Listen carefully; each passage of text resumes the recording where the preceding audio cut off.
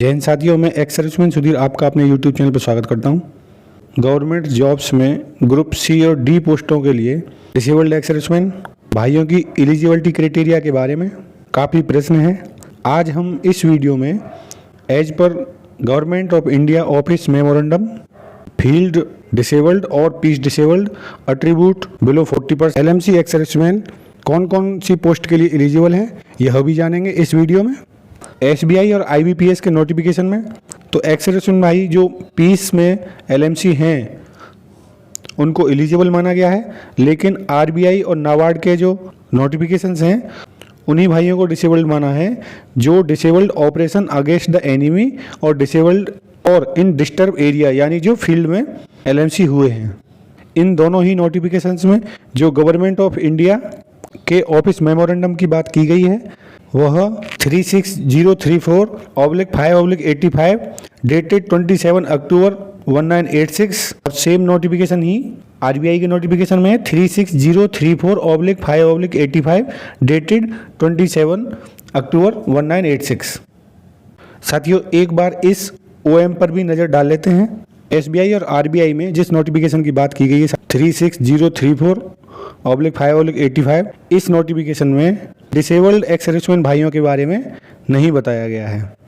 Disabled ex serviceman के बारे में 39016/10/79 डेटेड 15 दिसंबर 1979, इस नोटिफिकेशन में हम देखें तो disabled ex serviceman means an ex serviceman who while serving in the armoured force of the union was disabled in operation against the enemy of disturb area. जो आपका 15 दिसंबर 1979 का जो लेटर है इसमें डिसेबल्ड भाइयों को फील्ड में कैटेगरी की बात की गई है। लेकिन साथियों 39016/5/81 डेटेड 21 फरवरी 81 में जो ऑफिस मेमोरेंडम है इसमें एक्स सर्विसमैन भाइयों को पीस टाइम में भी डिसेबल्ड माना है, लेकिन साथियों एट्रीब्यूट टू मिलिट्री सर्विस इसमें होना कंपलसरी है। यानी कि साथियों SBI और IBPS ने तो 1981 के लेटर के हिसाब से अपने नोटिफिकेशन में चेंजमेंट कर दिया है, लेकिन RBI और नाबार्ड 79 के नोटिफिकेशन से ही डिसेबल्ड एक्स सर्विसमैन भाइयों की डेफिनेशन अपने नोटिफिकेशन में ले रहे हैं। इन्होंने अभी तक अपना अमेंडमेंट नहीं किया है। इस बार जो FCI का नोटिफिकेशन आया हुआ है उसमें डिसेबल्ड एक्स सर्विसमैन की कोई भी डेफिनेशन नहीं लिखी है, ना ही तो 79 वाली और ना ही 81 वाली। जो 79 वाली डेफिनेशन है वह 81 में चेंज हो चुकी है। मैंने आपको उसका ऑफिस मेमोरेंडम नंबर भी दिखाया है। तो जो भाई पीस में LMC हुए हैं लेकिन उनकी डिसेबिलिटी एट्रीब्यूट है वह भाई भी FCI में फॉर्म फिल कर सकते हैं। अब बात करते हैं डिसेबिलिटी परसेंटेज की। काफ़ी भाइयों का यह कहना है कि हमारा बिलो 40% डिसेबिलिटी है, तो क्या हम अप्लीकेबल हैं? जो SBI का नोटिफिकेशन है उसमें 40% क्लियर मेंशन है जो पर्सन विद बेंचमार्क डिसेबिलिटी यानी जो PWD वाले हैं उनके लिए 40% SBI में मेंशन है। और साथ ही बात करें RBI की तो RBI के नोटिफिकेशन में 40% क्लियर मेंशन है। FCI के नोटिफिकेशन में भी जो PWBD वाले कैंडिडेट हैं उनके लिए मिनिमम 40 मार्क्स क्लियर मेंशन है नोटिफिकेशन में। साथ ही जो डिपेंडेंट ऑफ एक्स सर्विसमैन है SBI के नोटिफिकेशन में डिपेंडेंट ऑफ एक्स सर्विसमैन का भी 50% और RBI के नोटिफिकेशन में भी 50% और आपके ऑफिस मेमोरेंडम है जो गवर्नमेंट ऑफ इंडिया है उसमें भी 50% क्लियर मेंशन है। लेकिन साथियों जो सेल्फ डिसेबल्ड एक्स सर्विसमैन भाई हैं उनका किसी भी नोटिफिकेशन में मिनिमम परसेंटेज का कोई भी क्राइटेरिया नहीं लिखा हुआ है। लेकिन साथियों डिसेबल्ड सेल्फ एक्स सर्विसमैन का न तो SBI में ना ही RBI में और ना ही गवर्नमेंट ऑफ इंडिया के ऑफिस मेमोरेंडम में कोई भी मिनिमम परसेंटेज नहीं लिखा हुआ है।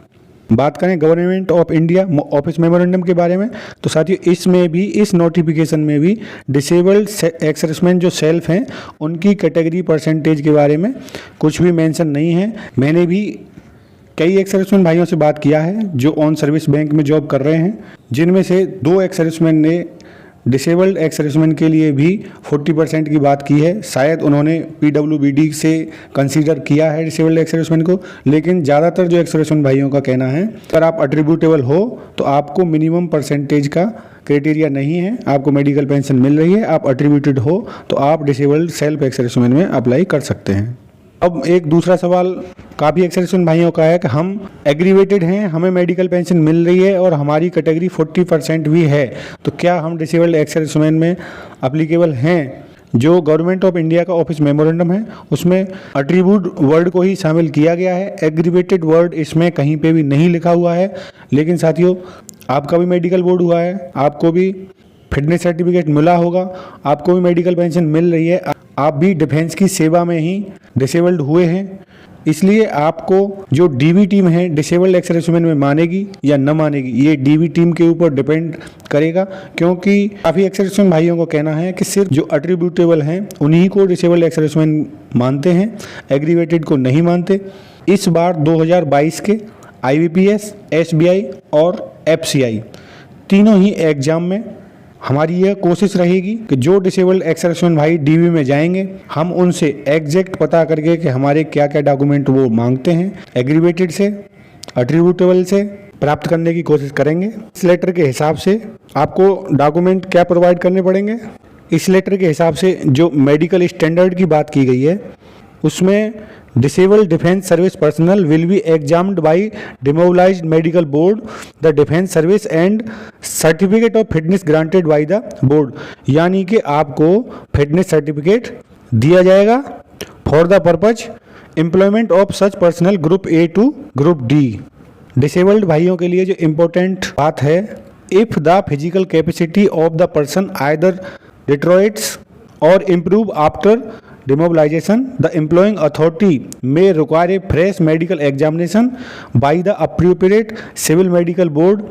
In case also the medical board will follow the norms laid if disabled personnel are found fit or discharging the duty of post, they will be considered as medically fit। यानी कि अगर disabled pensioner की pension आने के बाद में अगर disability बढ़ती है या डिसेबिलिटी घटती है तो दोबारा से जो एम्प्लॉइंग अथॉरिटी होगी दोबारा जॉब्स के लिए वह एक fresh civil medical examination conduct करेगी। अगर उसमें किसी भाई को अपनी डिसेबिलिटी में इम्प्रूवमेंट हो जाता है और वह उस मेडिकल बोर्ड में अपनी उस पोस्ट के लिए फिट पाया जाता है तो उसको कंसीडर किया जाएगा एज ए मेडिकली फिट। यानी कि अगर किसी नोटिफिकेशन में सिर्फ ओनली सेफ 1 मांगा गया है तो उसमें तो सेफ 1 ही चलेगा, लेकिन अगर किसी में ऐसा नहीं लिखा हुआ है कि हमें ओनली सेफ 1 चाहिए, उसमें मेडिकल फिट मांगा गया है और कोई जो डिसेबल्ड भाई है उसकी बाद में डिसेबिलिटी इम्प्रूव हो जाती है और वह सिविल बोर्ड में जिस पोस्ट में अप्लाई करेगा उसमें फिट हो जाता है तो उसको एज ए मेडिकल फिट माना जाएगा। SBI गार्ड हो गए या फिर DSC की पोस्ट हो गई, उसमें पहले से ही मेंशन है कि हमें ओनली सेफ 1 चाहिए, तो उसमें तो अप्लीकेबल नहीं होंगे। बाकी जितनी भी पोस्ट में आप जो उनके सिविल मेडिकल बोर्ड में अगर आप फिट हैं तो आप अप्लाई कर सकते हैं। इस लेटर को मैं अपने टेलीग्राम ग्रुप में भी पोस्ट कर दूंगा, टेलीग्राम ग्रुप का लिंक आपको डिस्क्रिप्शन बॉक्स में मिल जाएगा, या फिर इस लेटर के नंबर से आप इसको गूगल से भी डाउनलोड कर सकते हैं। CI में जो भी डिसेबल्ड भाई हमारे DB में अपीयर होंगे, हमारी कोशिश रहेगी उन भाइयों से कांटेक्ट करके आपको एक एक चीज़ इस बार हम क्लियर कर सकें। समझदार हैं आप, अपने इस लेटर के हिसाब से FCI में अप्लाई कर सकते हैं, क्योंकि अब इस बार SBI और IBPS में तो अभी एप्लीकेशन फिल नहीं होंगे, वो अगली साल ही होंगे, तब तक सारा कुछ क्लियर हो जाएगा। साथियों, एक छोटी सी जानकारी थी, आशा करता हूं कि डिसेबल्ड भाइयों के कुछ डाउट्स क्लियर हुए होंगे। जो नहीं हुए हैं वह इस बार हम 2022 के जो DB कराने जाएंगे उन भाइयों से क्लियर करने की कोशिश करेंगे। मिलते हैं साथियों नेक्स्ट वीडियो में। धन्यवाद, जय हिंद।